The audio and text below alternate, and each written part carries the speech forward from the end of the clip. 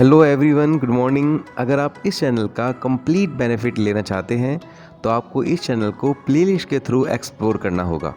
आप जैसे इस चैनल की प्लेलिस्ट को क्लिक करते हैं वैसे ही आपके सामने सारे टॉपिक्स की प्लेलिस्ट आ जाएंगी। मैंने यहाँ 10th, 11th, 12th क्लास के लिए फ़िज़िक्स लेक्चर और साथ ही बीएससी बीटेक के लिए भी physics lecture and free PDF notes with experiments यहाँ मैंने अपलोड किए हुए हैं। Hello students, good morning. कैसे हैं सब?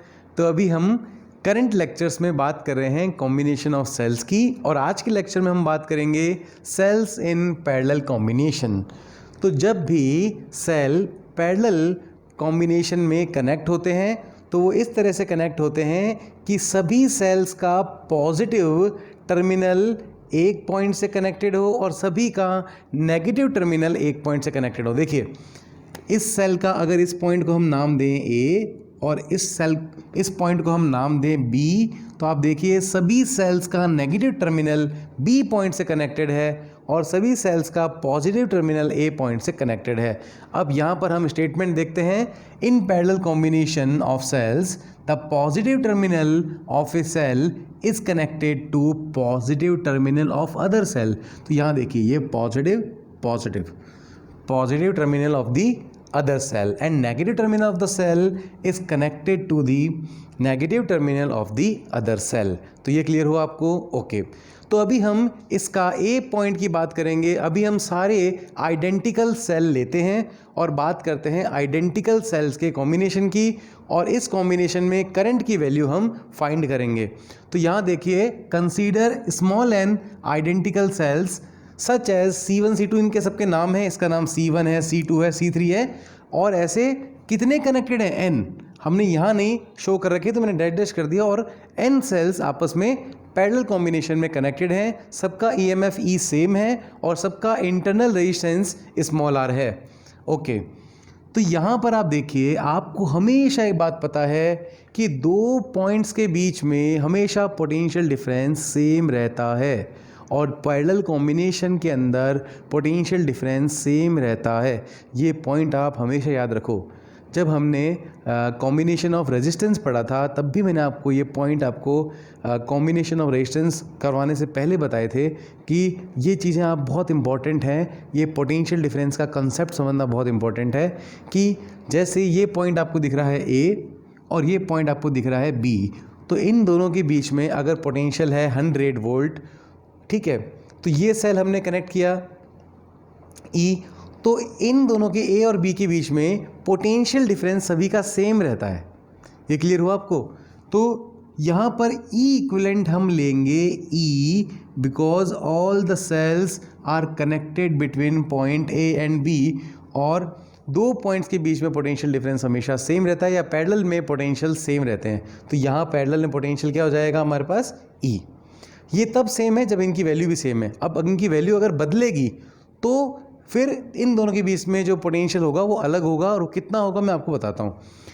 ये तो इनकी वैल्यू इसकी भी E है, इसकी भी E है, इसकी भी E है, क्योंकि ये सेल आइडेंटिकल हैं, इसलिए A और B के बीच में जो पोटेंशियल होगा या जो EMF होगा वो भी E ही रहेगा, क्योंकि पैरेलल में EMF सेम रहता है।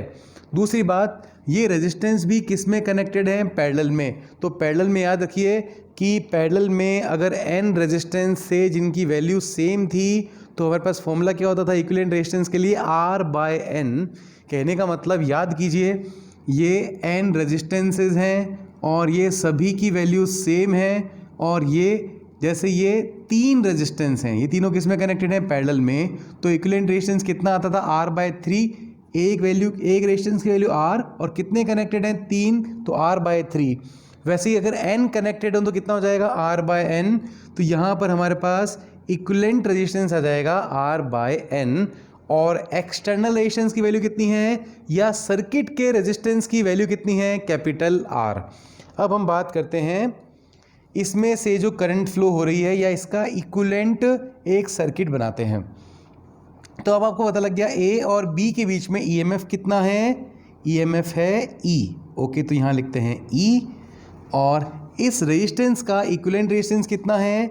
यहाँ लिखते हैं R/N, तो R/N। ओके, और हमारे पास सर्किट का रेजिस्टेंस कितना है या एक्सटर्नल रेजिस्टेंस कितना है, which is equal to capital R.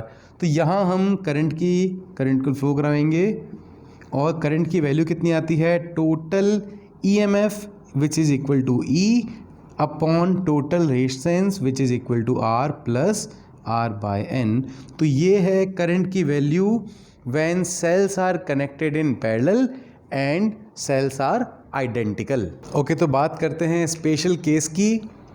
तो सबसे पहले हम लेते हैं केस नंबर 1 कि अगर सर्किट का रेजिस्टेंस ज़्यादा हो जाए internal resistance of a cell से। ठीक है, ये है हमारा नंबर 1 स्पेशल केस।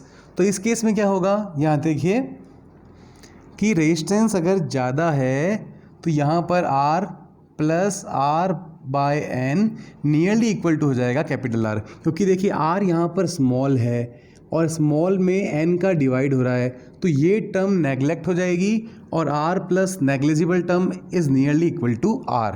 तो यहाँ पर इस केस में हमारी करंट हो जाएगी E बाय आर, क्योंकि देखिए ये टर्म यहाँ से हट गई। इसका मतलब अगर एक्सटर्नल रेजिस्टेंस ज़्यादा हो तो आपको पता है E by R is the current due to single cell. तो इतने सारे सेल कनेक्ट करने का कोई फ़ायदा नहीं होगा अगर हमारा एक्सटर्नल रेजिस्टेंस ज़्यादा हो। तो पैरेलल में बात कर रहा हूँ मैं कि पैरेलल कॉम्बिनेशन में अगर हमारा एक्सटर्नल रेजिस्टेंस की वैल्यू ज़्यादा होती है तो जो नेट करंट आता है वो E बाय आर के इक्वल आता है, जो कि सिंगल सेल के कारण करंट है। हमने इतने सारे सेल कनेक्ट किए पैरेलल में और हमने एक्सटर्नल रेजिस्टेंस की वैल्यू ज़्यादा ले ली। ठीक है, तो हमारे पास जो करंट आएगी वो एक सेल के कारण जो करंट होगी उसके बराबर आएगी। तो यहाँ पर हम ये देखते हैं कि हमारा एक्सटर्नल रेजिस्टेंस की वैल्यू ज़्यादा नहीं होनी चाहिए। अगर ये ज़्यादा होगी तो हमारी जो करंट होगी वो केवल एक सिंगल सेल के कारण करंट के इक्वल होगी। ठीक है, तो इतने सारे सेल लगाने का कोई यूज़ नहीं रहेगा। दूसरी बात हम बात करते हैं, नेक्स्ट अगर केस लेते हैं, अगर हमारा एक्सटर्नल रेजिस्टेंस छोटा हो जाए और हमारा इंटरनल रेजिस्टेंस की वैल्यू एक्सटर्नल रेजिस्टेंस से बहुत ज़्यादा हो जाए, या हम ये भी कह सकते हैं अगर हमारे सर्किट का जो एक्सटर्नल रेजिस्टेंस है उसकी वैल्यू बहुत स्मॉल हो। तो यहाँ पर देखिए सर्किट के एक्सटर्नल रेजिस्टेंस की वैल्यू बहुत स्मॉल है। ठीक है, बहुत छोटी है। तो इस केस में क्या होगा, इस केस में हमारे पास क्या है, R plus R by N. तो इस केस में ये स्मॉल r को हम कैपिटल R को हम कर देते हैं नेगलेक्ट, क्योंकि ये स्मॉल r बहुत ज़्यादा बड़ा है। अगर ये बहुत बड़ा है तो n का भी डिवाइड करते हैं तब भी ये क्वांटिटी से बड़ी रहेगी, और हम इस केस में नेगलेक्ट कर देते हैं कैपिटल R को। तो हमारे पास आ जाएगा करंट कितनी आ जाएगी, I E बाय, यहाँ पर ये R नेगलेक्ट हो गया है तो ये आ जाएगा R by N। Next step में ये N आ जाएगा न्यूमरेटर में और ये आ जाएगा E बाय R। तो इस केस में करंट हमारी बन जाएगी N times due to current in one cell. एक सेल के कारण जो करंट होगी उसकी N टाइम्स हो जाएगी। तो इस बार हमारे पास करंट N सेल है तो हमें N टाइम्स करंट भी मिल रही है, तो इस केस में हमें ज़्यादा करंट मिल रही है। तो ये अगर आपके क्वेश्चन आता है कि पैरेलल कॉम्बिनेशन में अगर आपको करंट सिंगल सेल की N टाइम्स चाहिए और N आपने सेल भी कनेक्ट किए हुए हैं, तो क्या होना चाहिए, तो केस कंडीशन होती है तो एक्सटर्नल रेजिस्टेंस की वैल्यू छोटी होनी चाहिए, एक्सटर्नल रेजिस्टेंस की वैल्यू स्मॉल होनी चाहिए। तो ये क्लियर हुआ आपको।